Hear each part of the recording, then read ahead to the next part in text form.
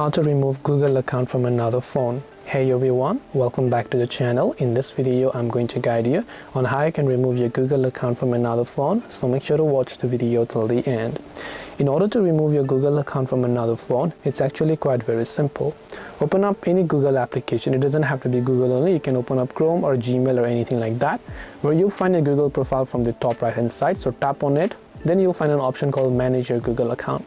Go to Manage Your Google Account. Then once you're here on the security page, you can see security, so tap on security. Then under security, you simply need to scroll down over here. Then you'll find the option called Your Devices, where you'll find an option that says Manage All Devices as well. So you can tap on Manage All Devices button here, and once you've done that, you'll be able to see all this, where you should be able to go ahead and then basically select a certain device that you want to remove from your Google account. Then just tap on Sign Out from here. Tap on Sign Out and those devices will get successfully removed. This way you can remove your Google account from other devices. Hope this video was helpful. If you have got any questions, feel free to leave them down below. Thank you for watching and see you in the next video.